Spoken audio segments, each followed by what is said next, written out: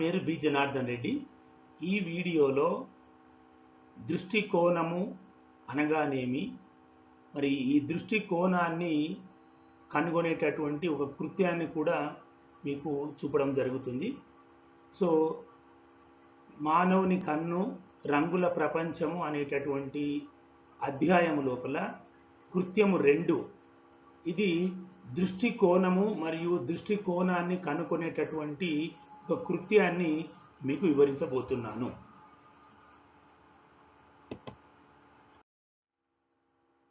ఇక్కడ మొదట ఒక వస్తువు లేక ఒక రేఖాఖండము ఒక బిందువు వద్ద ఎంత కోణం చేస్తుంది అనేది మనం ఎలా కనుక్కుంటాము అంటే నేను చూపిస్తాను చూడండి. ఉదాహరణకు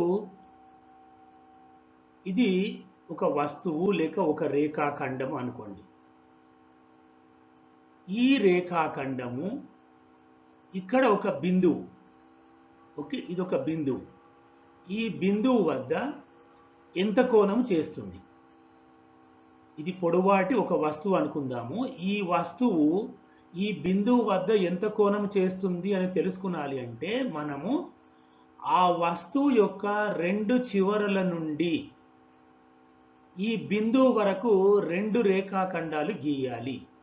చూడండి, ఈ పై చివర నుండి ఒక రేఖాఖండాన్ని ఇలా గీస్తున్నాను. ఈ క్రింది చివర నుండి మరొక రేఖాఖండాన్ని ఇలా గీస్తున్నాను. ఓకే, సో ఈ వస్తువు యొక్క 2 చివరల నుండి మనము 2 రేఖాఖండాలు ఈ బిందువు వరకు గీసినట్లయితే ఆ 2 రేఖాఖండాలు ఎంత కోణమైతే వాటి మధ్య ఎంత కోణమైతే ఉంటుందో అదే ఆ వస్తువు లేక ఈ రేఖాఖండము ఈ బిందువు వద్ద చేసే కోణము అవుతుంది. ఓకే, సో ఇప్పుడు మీరు మరొక మాదిరిగా చూడండి. ఇప్పుడు ఇది ఒక పరిశీలకుడు లేక పరిశీలకుని యొక్క కన్ను అనుకుందాం. ఇది ఐ. ఓకే, ఇది ఒక పైపు లేదా ఒక కర్ర ముక్క అనుకోండి. ఇప్పుడు ఈ కర్ర ముక్క ఈ కంటి వద్ద చేసే కోణం ఎంత అది మనం తెలుసుకోవాలి. అది తెలుసుకోవాలంటే ఈ కర్ర ముక్క యొక్క 2 చివరల నుండి, అంటే ఈ చివర నుండి ఈ చివర నుండి 2 రేఖాఖండాలు ఈ కంటి వద్ద గీయాలి. ఇదొక రేఖాఖండము పై చివరి నుంచి గీస్తున్నాను. ఇదొక రేఖాఖండము ఈ క్రింది చివరి నుంచి గీస్తున్నాను. ఇప్పుడు ఈ 2 రేఖాఖండాల మధ్యన కోణం ఎంతైతే ఉంటుందో ఆ కోణమే ఈ కర్ర ముక్క కంటి వద్ద చేసే కోణము అవుతుంది. మరి ఆ కోణాన్ని నేను కొలుస్తున్నాను. ఇది సుమారుగా 29 డిగ్రీలు ఉండవచ్చు. సుమారుగా 29 డిగ్రీలు అన్నట్లు. ఓకే, సో ఈ విధముగా ఒక వస్తువు కంటి వద్ద చేసే కోణాన్ని మనం తెలుసుకోవాలంటే ఆ వస్తువు యొక్క 2 కొనల నుండి 2 చివరల నుండి 2 రేఖలు గీస్తే ఆ 2 రేఖలు కంటి వద్ద ఎంత కోణాన్ని చేస్తాయో ఆ 2 రేఖల మధ్య ఉన్నటువంటి కోణమే ఆ వస్తువు కంటి వద్ద చేసే కోణము అవుతుంది. ఓకే, సో ఈ కృత్యం లోపల మన యొక్క టాపిక్ ఏంటంటే దృష్టికోణము కనుగొనుట. దృష్టికోణం అనగానేమి, దృష్టికోణాన్ని అర్థం చేసుకోవడానికి ఒక కృత్యాన్ని కూడా మీకు చూపించబోతున్నాను. మొట్టమొదలు దృష్టికోణము అనగానేమి, దీనికి జవాబు ఏంటంటే ఏ గరిష్ట కోణము వద్ద మనము వస్తువుని పూర్తిగా చూడగలమో ఆ కోణాన్నే దృష్టికోణము అంటారు. అంటే కంటి ముందు ఒక వస్తువుని ఉంచినప్పుడు ఆ వస్తువుని ఒకేసారి ఒకే మొత్తం లోపల మన కంటిని క్రిందికి పైకి కదపకుండా ఒకేసారి చూడాలి అంటే ఏ గరిష్ట కోణం వరకు ఆ వస్తువుని మనం చూడగలము, ఒకేసారి ఏకమొత్తంగా చూడగలము ఆ కోణాన్ని దృష్టికోణం అంటారు. మీకు ఇందాకనే చెప్పాను, ప్రతి వస్తువు మన కంటి ముందు ఉంచినటువంటి ప్రతి వస్తువు మన కంటి వద్ద కొంత కోణం చేస్తుంది. ఆ కోణము ఏ గరిష్ట కోణం, ఎంత గరిష్టం వరకు అయితే మనం ఆ వస్తువుని పూర్తిగా చూడగలుగుతున్నామో ఆ కోణాన్ని దృష్టికోణం అని అంటాము. మరి ఆరోగ్యవంతమైనటువంటి మానవునికి దృష్టికోణం ఎంత ఉంటుందో అనేది కూడా మనము ఈ కృత్యము లోపల నేర్చుకోబోతున్నాము. మరి ఈ కృత్యాన్ని చూడండి, ఇక్కడ కృత్యం ఏంటంటే మనకు దృష్టికోణాన్ని కనుగొనేటటువంటి ఒక కృత్యము. ఈ కృత్యాన్ని నిర్వహించాలి అంటే మనకు కావలసినటువంటి పరికరాలు రాస్తున్నాను ఇక్కడ నేను. 20 సెంటీమీటర్లు, 30 సెంటీమీటర్లు, 35 సెంటీమీటర్లు, 40, 50 సెంటీమీటర్ల పొడవు గల కర్రలు, అంటే కర్ర ముక్కలు, ఒక టేబుల్, రిటార్ట్ స్టాండ్. ఈ కర్ర ముక్కలు తీసుకునవచ్చును, లేదా మీరు పీవీసీ పైపులు కూడా తీసుకొని చేయవచ్చును. మనము ఇక్కడ 20, 30, 35, 40, 50 అనేది ఒక ప్రామాణికమేమి కాదు. కొంచెం అటు ఇటుగా మీ ఇష్టం వచ్చినటువంటి పొడవులు ఉన్నటువంటి కర్ర ముక్కలు కానీ లేక ప్లాస్టిక్ పైపులు కానీ తీసుకొని ఈ కృత్యాన్ని నిర్వహించవచ్చును. మరి ఒక టేబుల్, అలాగే రిటార్ట్ స్టాండ్ కూడా మనకు అవసరం పడుతుంది. ఇవి ఈ కృత్యానికి కావలసినటువంటి పరికరాలు. ఓకే, సో ఇప్పుడు మనకు ఇందాక చెప్పినటువంటి పరికరాలన్నీ ఒకసారి చూద్దాం మనము. ఇవి కర్ర ముక్కలు, 20 సెంటీమీటర్లు, ఇది 30 సెంటీమీటర్లు. ఓకే, మరి 35 సెంటీమీటర్లు, 40 సెంటీమీటర్లు, 50 సెంటీమీటర్ల పొడవు ఉన్నటువంటి కర్ర ముక్కలు ఇవన్నీ కూడా. ఓకే, నెక్స్ట్ ఇది ఒక టేబుల్, ఇది మరి ఒక రిటార్ట్ స్టాండ్. ఓకే, ఈ అడ్డు కడ్డీ పైన మనము ఈ కర్ర ముక్కల్ని ఇలా నిలువుగా ఉంచబోతున్నాము. ఇక్కడ టేబుల్కు, ఇక్కడ రిటార్డ్ స్టాండ్కు ప్రక్కగుండుగా ఇక్కడ ఒక పరిశీలకురాలు ఉంటుంది. అది మీకు వివరిస్తాను, చూడండి పద్ధతి ఎలా ఉంటుందో. ఇప్పుడు పద్ధతి, ఈ కృత్యాన్ని ఎలా నిర్వహించాలనో చెప్తున్నాను. రిటార్ట్ స్టాండ్ను ఒక టేబుల్ పై ఉంచండి. ఓకే, ఇది ఒక టేబుల్, దీనిపైన ఇది రిటార్ట్ స్టాండ్ను ఉంచినాము. ఓకేనా. నెక్స్ట్,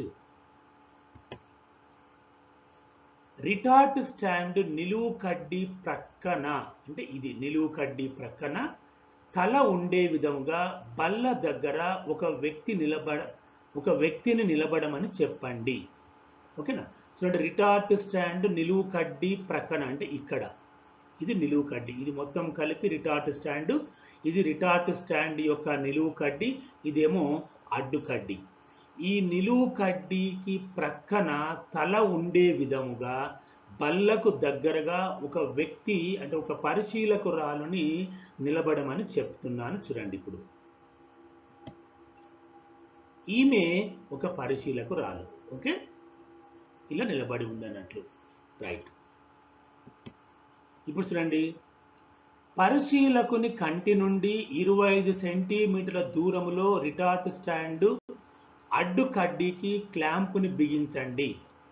పరిశీలకుని స్పష్ట దృష్టి కనీస దూరము 25 సెంటీమీటర్లు అనుకుందాం.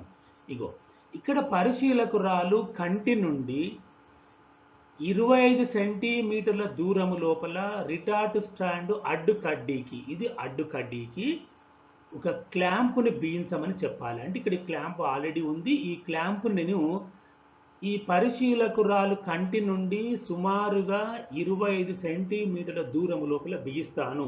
ఎందుకొరకంటే ఈమె యొక్క స్పష్ట దృష్టి కనీస దూరాన్ని నేను 25 సెంటీమీటర్లుగా తీసుకుంటున్నాను కాబట్టి. ఓకేనా. ఇది చూడండి, ఇది క్లాంపుని ఇక్కడ నేను సవరిస్తున్నాను.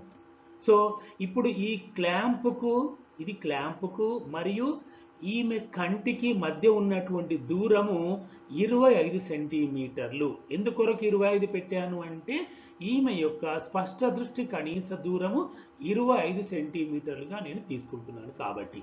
ఇప్పుడు ఈ క్లాంపు లోపల నేను ఇందాక తీసుకున్నటువంటి కర్ర ముక్కలు ఒక్కొక్కటిగా ఉంచుతూ నేను ఈ పరిశీలకురాలుని అడుగుతూ ఉంటాను, ఆ కర్రను ఏకమొత్తముగా ఒకేసారి చూడగలిగిందా లేదా అనేటటువంటి విషయాన్ని అడిగినప్పుడు ఆమె ఇచ్చేటటువంటి ప్రతిస్పందనను రికార్డు చేయబోతున్నాను. చూడండి ఇప్పుడు మీరు.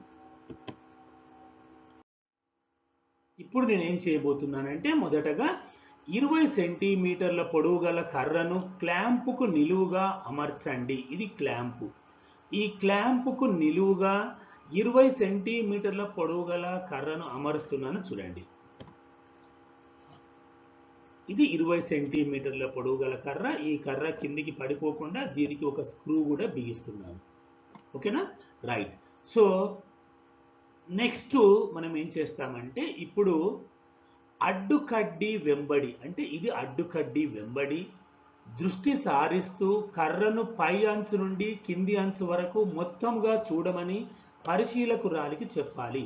అంటే నేనేం చేస్తానంటే ఈమెకు చెప్తానన్నట్లు. ఇప్పుడు ఈ కర్రను మొత్తముగా ఒకేసారి చూడమని చెప్తాను. అంటే ఈ అడ్డుకడ్డి వెంబడి దృష్టి సారించుకుంటూ ఈ మొత్తము కర్రను, ఇక్కడ నిలువుగా ఉంచినటువంటి మొత్తము కర్రను ఒకేసారి చూడమని చెప్తాను.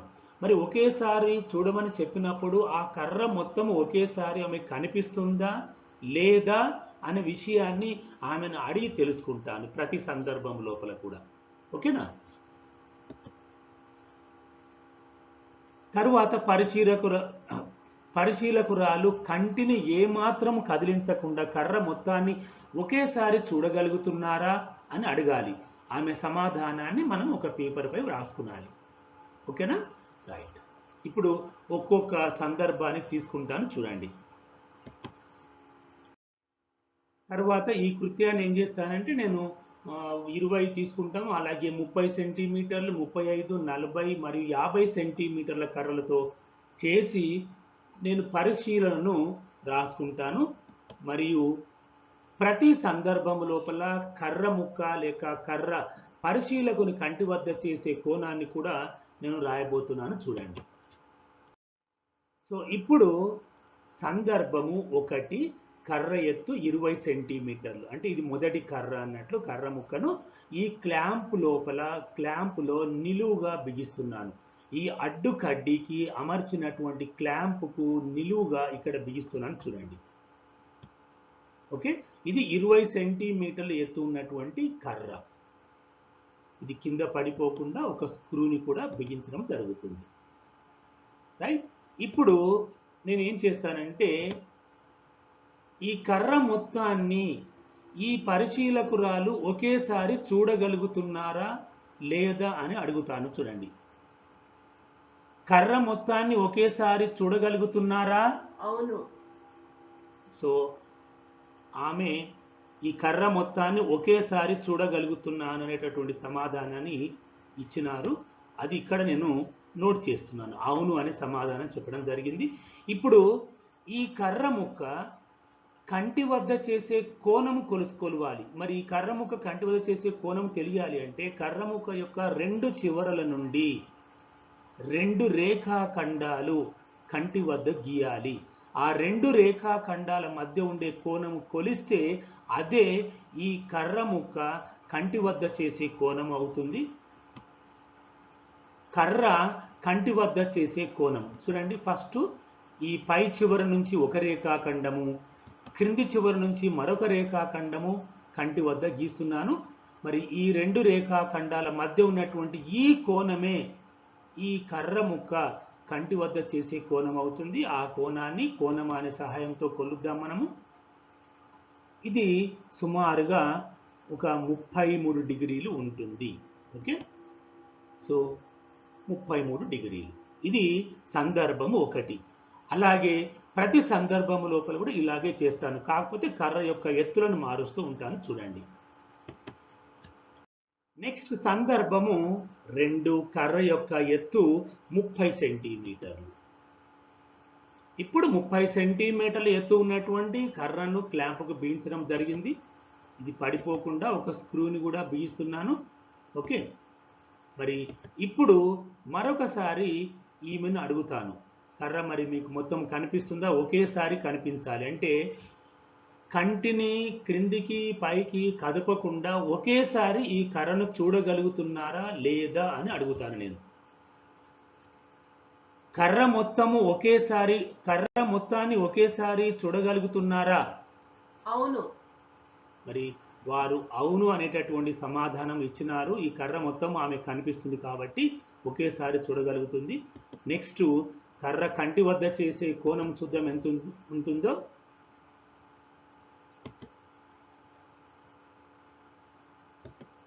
ఈ కోణాన్ని కొలుద్దాము. ఇది సుమారుగా 45 డిగ్రీలు ఉంది. ఓకేనా? రైట్. అంటే వస్తువు 45 డిగ్రీల కోణం, కంటి వద్ద 45 డిగ్రీల కోణం చేస్తున్నప్పుడు కూడా మనకు ఆ వస్తువు మొత్తంగా ఒకేసారి మనం చూడగలుగుతున్నాం. అది దీని యొక్క అర్థం అన్నట్టు. ఇప్పుడు కర్ర యొక్క ఎత్తుని 35 సెంటీమీటర్లు తీసుకుందాం. 35 సెంటీమీటర్ల పొడవు ఉన్నటువంటి కర్రను నేను క్లాంప్కు బిగిస్తున్నాను.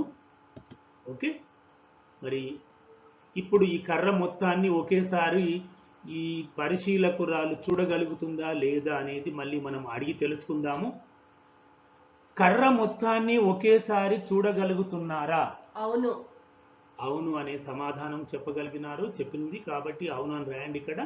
మరి కర్ర కంటి వద్ద చేసే కోణము కొలవాలి అంటే కర్ర యొక్క 2 చివరల నుండి 2 రేఖా ఖండాలను కంటి వద్దకు గీయాలి. ఈ 2 రేఖా ఖండాల మధ్య ఉండే కోణమే ఈ కర్ర కంటి వద్ద చేసే కోణం అవుతుంది. అది 55 డిగ్రీలు. అంటే కర్ర 55 డిగ్రీల కోణం చేస్తున్నప్పటికీ కూడా కర్ర మొత్తాన్ని ఈ పరిశీలకురాలు ఒకేసారి చూడగలిగినారు. ఓకే, మరి ఇలా ఎంతవరకు అంటే ఎంత గరిష్ట కోణం వరకు చూడగలుగుతున్నారు, ఆ గరిష్ట కోణాన్ని మనం దృష్టికోణం అంటాము. ఆ దృష్టికోణాన్ని మనం కనుక్కోబోతున్నాం ఇప్పుడు. నెక్స్ట్ సందర్భము 4. కర్ర యొక్క ఎత్తు 40 సెంటీమీటర్లు. 40 సెంటీమీటర్ల పొడవు ఉన్నటువంటి కర్రను క్లాంప్కి బిగిస్తున్నాను. ఓకే,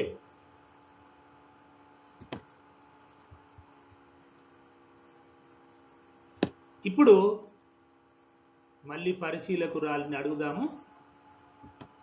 కర్ర మొత్తాన్ని ఒకేసారి తను చూడగలుగుతుందా లేదా? ఈ కర్ర మొత్తాన్ని మీరు ఒకేసారి చూడగలుగుతున్నారా? అవును. మరి ఇప్పుడు కూడా తను అవును అనేటటువంటి సమాధానమే చెప్పింది. అంటే ఈ పరిశీలకురాలు ఈ కర్ర మొత్తాన్ని కూడా ఒకేసారి చూడగలుగుతున్నారు. అంటే ఈ మొత్తం వస్తువు ఏకకాలంలో వారికి కనిపిస్తుంది అని అర్థం. ఓకేనా? మరి అవును అనే సమాధానం ఇక్కడ రాశాను. నెక్స్ట్ ఈ కర్ర కంటి వద్ద చేసే కోణం ఎంత? ఆ కోణాన్ని మనము కనుక్కోబోతున్నాము. చూద్దాం ఇప్పుడు.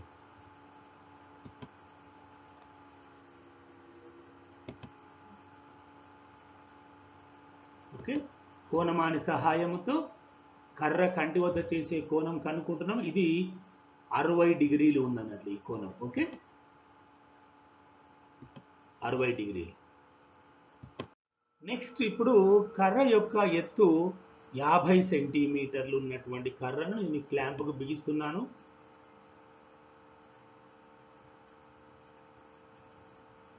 ప్రతి సందర్భం లోపల కూడా నేను కర్ర యొక్క పొడవును మారుస్తున్నాను. ఇప్పుడు ఈ పరిశీలకురాలు కర్ర మొత్తాన్ని ఏకకాలంలో చూడగలుగుతున్నారా లేదా అనేది మనము అడిగి తెలుసుకుందాము. కర్ర మొత్తాన్ని ఒకేసారి చూడగలుగుతున్నారా? లేదు. వారు లేదు అనే సమాధానం ఇచ్చినారు. దాన్ని ఇక్కడ రాస్తున్నాను చూడండి. ఇప్పుడు ఈ కోణం కనుక్కుందాం మనము. కర్ర కంటి వద్ద చేసే కోణం ఎంత ఉందో మనం కనుక్కోబోతున్నాము చూడండి ఇప్పుడు.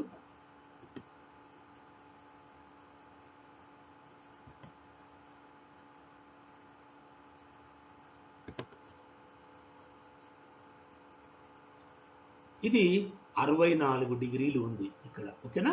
సో ఈ కోణము అంటే ఈ కర్ర ముక్క కంటి వద్ద చేసే కోణము 64 డిగ్రీలు ఉంది. ఓకే, సో దీన్ని బట్టి మనకి ఇక్కడ ఏం తెలుస్తుందంటే ఒక వస్తువు మొత్తాన్ని ఒకేసారి చూడగలగాలి అంటే ఎంత గరిష్ట కోణం వరకు మనం చూడగలుగుతున్నామంటే సుమారుగా 60 డిగ్రీల వరకే చూడగలుగుతాం అన్నమాట.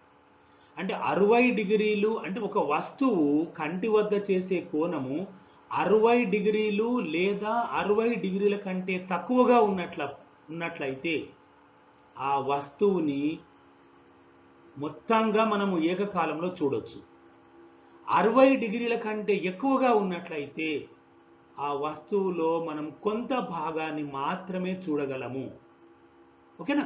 సో మనకు దృష్టికోణం ఎంత అంటే ఏ గరిష్ట కోణం వరకు మనం చూడగలుగుతున్నాము, పూర్తిగా వస్తువును చూడగలుగుతున్నాము అంటే 60 డిగ్రీల వరకు చూడగలుగుతున్నాము. కాబట్టి ఏ గరిష్ట కోణం వద్దనైతే ఒక వస్తువును మొత్తంగా ఒకేసారి చూడగలుగుతామో ఆ కోణాన్ని దృష్టికోణం అని అంటాము. ఓకేనా? సో ఈ కృత్యం ద్వారా మనం తెలుసుకున్నటువంటి విషయం ఇదన్నట్లు. 60 కంటే పెరిగినప్పుడు ఇక్కడ చూడండి, ఇక్కడ కర్ర కంటి వద్ద చేసే కోణం 64 డిగ్రీలు ఉంది కాబట్టి మనకు కనిపించడం లేదు. ఈ పరిశీలకురాలికి ఈ కర్ర మొత్తంగా కనిపించదు. ఓకేనా? సో ఒకసారి పై భాగాన్ని చూడాలి, ఒకసారి క్రింది భాగాన్ని చూడాలి, కానీ మొత్తం మాత్రం ఒకేసారి కనిపించదు అన్నట్లు. సో మనం ఇందాక ఒక పేపర్ పైన రాసుకున్నటువంటి పరిశీలనలన్నీ కూడా నేను ఇక్కడ ఒక టేబుల్ లోపల రాశాను చూడండి. ఇవి పరిశీలనలు. ఓకేనా? ఒక టేబుల్ ఇది. ఈ టేబుల్ యొక్క హెడ్డింగ్స్ చూడండి. క్రమ సంఖ్య, కర్ర యొక్క పొడవు, కర్ర మొత్తాన్ని ఒకేసారి చూడగలిగినారా లేదా, అవునా కాదా అని రాయడం జరుగుతుంది ఇక్కడ. కర్ర పరిశీలకుని కంటి వద్ద చేసే కోణం కూడా ఇక్కడ రాయడం జరుగుతుంది. క్రమ సంఖ్య 1 లోపల కర్ర పొడవు 20 సెంటీమీటర్లు ఉన్నప్పుడు పరిశీలకురాలు ఆ కర్ర మొత్తాన్ని ఒకేసారి చూడగలిగినారు కాబట్టి అవును అని రాయడం జరిగింది. మరి ఈ 20 సెంటీమీటర్ల కర్ర కంటి వద్ద చేసే కోణము 33 డిగ్రీలుగా మనము నమోదు చేయడం జరిగింది. అలాగే క్రమ సంఖ్య 2 కర్ర పొడవు 30 సెంటీమీటర్లు, కర్ర మొత్తాన్ని ఒకేసారి చూడగలిగినారు కాబట్టి అవును అని రాశాము. కర్ర కంటి వద్ద చేసే కోణము 45 డిగ్రీలు. నెక్స్ట్ క్రమ సంఖ్య 3 కర్ర యొక్క పొడవు 35 సెంటీమీటర్లు, మరి కర్ర మొత్తాన్ని ఒకేసారి చూడగలిగినారు కాబట్టి అవును అని రాశాము. ఇవన్నీ మనం ఇందాక నోట్ చేసుకున్నటువంటివే. మరి ఆ కర్ర కంటి వద్ద చేసే కోణం 55 డిగ్రీలు. అలాగే క్రమ సంఖ్య 4 కర్ర పొడవు 40 సెంటీమీటర్లు. ఇప్పుడు కూడా ఆ పరిశీలకురాలు కర్ర మొత్తాన్ని ఒకేసారి చూడగలిగినారు, అందుకే ఇక్కడ అవును అని రాయడం జరిగింది. మరి ఇక్కడ కోణము 60 డిగ్రీలు వచ్చింది మనకు. కర్ర కంటి వద్ద చేసే కోణము 60 డిగ్రీలుగా నమోదు చేయడం జరిగింది. నెక్స్ట్ చివరగా క్రమ సంఖ్య 5 లోపల కర్ర యొక్క పొడవు 50 సెంటీమీటర్లు. మరి ఈ 50 సెంటీమీటర్ల కర్రను ఉంచినప్పుడు పరిశీలకురాలు ఆ కర్ర మొత్తాన్ని ఒకేసారి చూడలేకపోయినారు కాబట్టి దాన్ని మనం లేదు అని రాశాము. అప్పుడు కోణము 50 సెంటీమీటర్ల పొడవు ఉన్నటువంటి కర్ర కంటి వద్ద చేసే కోణం 64 డిగ్రీలుగా నమోదు చేయడం జరిగింది. ఓకేనా? సో మనం ఈ పట్టికను మీరు జాగ్రత్తగా పరిశీలించినట్లయితే కర్ర పరిశీలకుని కంటి వద్ద చేసే కోణము 60 లేదా 60 కంటే తక్కువగా ఉన్నప్పుడు మాత్రమే ఆ పరిశీలకురాలు కర్ర మొత్తాన్ని ఒకేసారి చూడగలిగినారు. కాబట్టి ఈ 60 అనేది దృష్టికోణము అంటాము. ఈ 60 డిగ్రీలను అంటే ఈ గరిష్ట కోణము వరకు వస్తువుని ఏక మొత్తము లోపల ఒకేసారి మనము చూడగలము. కాబట్టి ఈ 60 డిగ్రీలను ఏమంటామంటే దృష్టికోణం అని అంటాము. మరి ఎందుకు పరిశీలకురాలు కోణము ఎక్కువగా ఉన్నప్పుడు 60 కంటే ఎక్కువగా ఉన్నప్పుడు చూడలేకపోతున్నారు అనే దాని గురించి వివరించడానికి మీకు మరొక చిన్న కృత్యాన్ని ఇక్కడ చూపిస్తాను చూడండి. ఓకే, సో ఇప్పుడు ఈ క్రింది కృత్యాన్ని మళ్ళీ మనము పరిశీలిద్దాము. ఎందుకు పరిశీలకురాలు కర్ర మొత్తాన్ని కొన్ని సందర్భాల్లో చూడగలిగినారు, మరికొన్ని సందర్భం లోపల చూడలేకపోయారు చూద్దాం మనం. ఇక్కడ నేను ఏం చేస్తానంటే ఒక స్థిరమైనటువంటి పొడవు ఉన్నటువంటి కర్ర, ఇక్కడ నేను ఉదాహరణకు 30 సెంటీమీటర్ల పొడవు ఉన్నటువంటి కర్రను తీసుకొని ఆ కర్రను నెమ్మదిగా పరిశీలకునికి దగ్గరగా జరుపుతూ ఉంటాను చూడండి. ఓకేనా? సో ఇక్కడ ఈమె పరిశీలకురాలు, ఇది ఒక కర్ర. ఈ కర్ర ఇక్కడ ఉంది. ఇప్పుడు ఈ కర్ర యొక్క చివరలు ఏ బీలు, ఓకేనా. అయితే ఇప్పుడు ఈ కర్ర యొక్క రెండు చివరలు ఏ మరియు బీల నుండి రెండు కాంతి కిరణాలు తీసుకొని వస్తాను, రెండు కాంతి కిరణాలు గీస్తాను. ఆ రెండు కాంతి కిరణాలు ఒకవేళ ఆమె కంటిలోనికి ప్రవేశించినట్లయితే, కంటి గుండా ప్రవేశించినట్లయితే ఆ పరిశీలకురాలు కర్ర మొత్తాన్ని ఒకేసారి చూడగలదు. చూడండి, ఇది మొదటి కాంతి కిరణము, ఇక్కడ ఏ నుంచి పై కొన నుంచి వస్తుంది. మరి కర్ర క్రింది కొన బి నుండి రెండవ కాంతి కిరణం గీశాను. అయితే ఇక్కడ ఈ రెండు కాంతి కిరణాలు కంటిలోనికి ప్రవేశిస్తున్నాయి కాబట్టి, ఓకే, సో ఈ పరిశీలకురాలికి ఈ కర్ర మొత్తం కనిపిస్తుంది ఒకేసారి. ఇప్పుడు ఈ కోణం కొలిస్తే తప్పకుండా అది 60 కంటే తక్కువ లేదా 60 ఉండొచ్చు. చూద్దాం. కర్ర ముక్క చివరలు ఏబీల నుండి వస్తున్న రెండు కిరణాలు పరిశీలకుని కంటిలోనికి ప్రవేశిస్తున్నాయి కావున ఆమె కర్రను మొత్తముగా ఒకేసారి చూడగలదు. ఓకేనా. మరి ఇప్పుడు కొలవండి. ఈ కర్ర ఈమె కంటి వద్ద చేసే కోణము ఎంత ఉండొచ్చు? 23, 24 డిగ్రీలు ఉండొచ్చు. 23 డిగ్రీలు ఉంది ఇక్కడ. కర్ర ముక్క కంటి వద్ద చేసే కోణం 23 డిగ్రీలు. ఇప్పుడు ఏం చేస్తానంటే ఇంతే పొడవు ఉన్నటువంటి ఇదే 30 సెంటీమీటర్ల పొడవు ఉన్నటువంటి కర్రను నెమ్మదిగా ఆమెకు దగ్గరగా జరుపుకుంటూ పోతాను. ప్రతిసారి కూడా ఆ కర్ర యొక్క రెండు చివరల నుండి రెండు కాంతి కిరణాలు గీస్తాను. ఆ రెండు కాంతి కిరణాలు ఒకవేళ ఆమె కంటి గుండా పోతే ఆ కర్ర మొత్తాన్ని తను ఏకకాలంలో చూడగలదు, లేకుంటే చూడలేదు. ఇప్పుడు ఏం చేస్తానంటే ఇప్పుడు ఈ కర్ర ఇందాక ఏబీల వద్ద ఉంది కదా, ఈ కర్రను ఇప్పుడు సిడీల వద్దకు తీసుకొని వస్తాను. చూడండి, కర్రను నెమ్మదిగా ఇప్పుడు కర్ర ముక్కను సి, డీల వద్దకు జరపండి. ఓకేనా. చూడండి, ఇలా జరుపుతున్నాను నేను.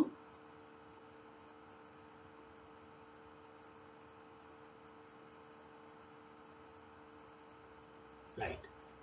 ఇప్పుడు సి మరియు డీల నుంచి రెండు కాంతి కిరణాలు గీస్తాను. ఒకవేళ ఆ రెండు కాంతి కిరణాలు ఆమె కంటి గుండా ప్రయాణిస్తే ఆ కర్రను ఆమె ఒకేసారి మొత్తంగా చూడగలుగుతుంది, లేకుంటే చూడలేదు.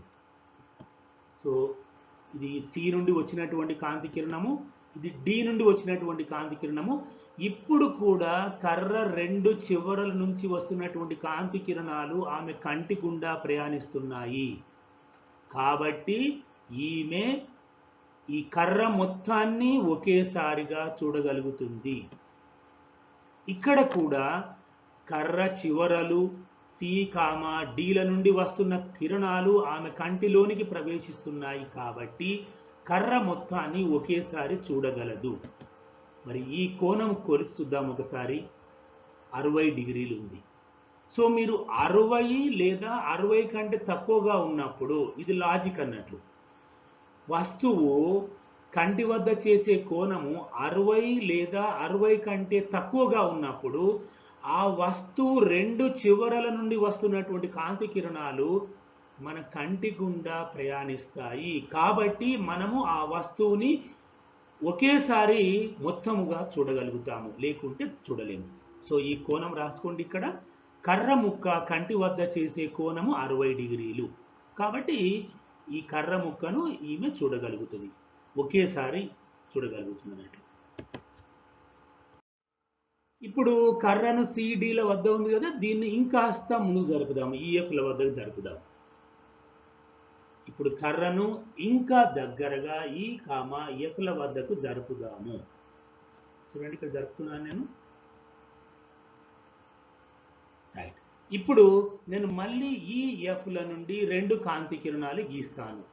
ఆ రెండు కాంతి కిరణాలు ఆమె కంటి గుండా ప్రయాణిస్తాయా లేదా అనేది చూస్తాను. ఇది ఒక కాంతి కిరణము, ఇది ఒక కాంతి కిరణం. చూడండి, ఈ రెండు కాంతి కిరణాలు ఈమె కంటి గుండా ప్రయాణించడం లేదు కాబట్టి ఈ కర్ర ముక్కను ఒకేసారి మొత్తముగా ఈ పరిశీలకురాలు చూడలేదు. ఇది ముఖ్యమైన విషయం. ఇప్పుడు ఈ రెండు కాంతి కిరణాలు ఇక్కడ ముందుకు ఎక్కడో కలుస్తాయి. అక్కడ కోణము 60 కంటే తక్కువగా కూడా ఉండొచ్చు, అది మనకు సంబంధం లేదు. కానీ ఇప్పుడు ఈ కోణాన్ని మనము ఇప్పుడు ఈ కర్ర ముక్క ఈ కంటి వద్ద చేసే కోణము తప్పకుండా 60 కంటే ఎక్కువ ఉంటుంది. అందుకొరకే ఆ కర్ర ముక్క రెండు కొనల నుంచి రెండు చివరల నుంచి వస్తున్నటువంటి కాంతి కిరణాలు ఆమె కంటి గుండా ప్రయాణించడం లేదు. చూడండి, కర్ర చివరలు ఈఎఫ్ల నుండి వచ్చే కాంతి కిరణాలు పరిశీలకుని కంటి గుండా ప్రయాణించడం లేదు. కావున ఆమె కర్ర మొత్తాన్ని ఒకేసారి చూడలేదు. ఓకేనా? మీరు ఇప్పుడు ఈ కోణం కొలిసినామనుకోండి, ఒకవేళ ఈ కర్ర ముక్క ఈమె కంటి వద్ద చేసే కోణాన్ని కనుక మనం పరిశీలించినట్లయితే చూద్దాం అది ఎంత ఉంటుందో. అది 60 ఉంటుందా, 60 కంటే తక్కువ ఉంటుందా, 60 కంటే ఎక్కువ ఉంటుందా? ఈ కోణం సో ఇది సుమారుగా 90 డిగ్రీలు ఉంది. ఓకేనా? సో 90 డిగ్రీలు ఉంది కాబట్టి ఈ రెండు కోణాల నుంచి వస్తున్నటువంటి కాంతి కిరణాలు ఆమె కంటి గుండా ప్రయాణించలేవు. అందుకొరకి ఆమె ఈ కర్రని చూడలేదు, ఒకేసారి కర్ర మొత్తాన్ని ఒకేసారి చూడలేదు అన్నట్టు. కావున ఇక్కడ ఒక వస్తువు కంటి వద్ద చేసే కోణము 60 డిగ్రీలు లేదా అంతకంటే తక్కువ ఉన్నప్పుడు వస్తువు రెండు చివరల నుండి వచ్చే కాంతి కిరణాలు మన కంటి గుండా పోతాయి. అప్పుడు ఆ వస్తువు మొత్తాన్ని ఒకేసారి చూడగలము, లేనిచో చూడలేమన్నట్టు. ఓకేనా? కాబట్టి మన కంటి ముందు ఏదైనా ఒక వస్తువు ఉంది, ఆ వస్తువుని ఒకేసారి మొత్తంగా మనం చూడాలి అంటే ఆ వస్తువు యొక్క రెండు చివరల నుంచి వస్తున్నటువంటి కాంతి కిరణాలు మన కంటి గుండా పోవాలి. అప్పుడు మాత్రమే మనకు ఆ వస్తువు మొత్తంగా ఒకేసారి కనిపిస్తుంది, లేకుంటే కనిపించదు. మరి అలా రెండు కాంతి కిరణాలు మన కంటి గుండా పోవాలి అంటే ఆ కర్ర లేక ఆ వస్తువు మన కంటి వద్ద చేసే కోణము 60 డిగ్రీలు లేదా 60 కంటే తక్కువగా ఉండాలి. ఓకేనా? ఇప్పుడు ఈ కృత్యం యొక్క ముగింపు లేదా మనము దీని యొక్క ఫలితం అని కూడా అనొచ్చు. ఒక వస్తువు చివరల నుండి వస్తున్నటువంటి కాంతి కిరణాలు కంటి వద్ద కొంత కోణాన్ని చేస్తాయి. ఏ వస్తువు అయినా సరే, మన కంటి ముందు ఉన్నటువంటి ఏ వస్తువు అయినా సరే, ఆ వస్తువు మన కంటి వద్ద కొంత కోణం చేస్తుంది. ఈ కోణము 60 డిగ్రీలు లేదా అంతకంటే తక్కువగా ఉంటే ఆ వస్తువు మొత్తాన్ని ఒకేసారి చూడగలము. ఈ కోణము 60 డిగ్రీల కంటే ఎక్కువగా ఉంటే ఆ వస్తువు మొత్తాన్ని ఒకేసారి చూడలేము. కాబట్టి దృష్టికోణం అని దేన్ని అంటున్నాము అంటే ఏ గరిష్ట కోణము వద్ద మనము ఒక వస్తువుని పూర్తిగా చూడగలము ఆ కోణాన్ని దృష్టికోణం అని అంటారు. మరి ఆరోగ్యవంతమైనటువంటి మానవుని యొక్క దృష్టికోణము సుమారుగా 60 డిగ్రీలు ఉంటుంది. సో ఆరోగ్యవంతమైనటువంటి మానవునికి స్పష్ట దృష్టి కనీస దూరము 25 సెంటీమీటర్లు గాను, మరి దృష్టి కోణము సుమారుగా 60 డిగ్రీలు గాను ఉంటుంది. ఓకేనా? సో ఇది ఈ కృత్యం యొక్క ఫలితం. మరి ఈ వీడియోలో మీకు ఈ తెలుగులో ఉన్నటువంటి టైపింగ్లో ఎక్కడైనా చిన్న చిన్న పొరపాట్లు మిస్టేక్స్ ఉన్నట్లయితే మరి వాటిని సవరించుకొని చదవగలరని మనవి. Thank you.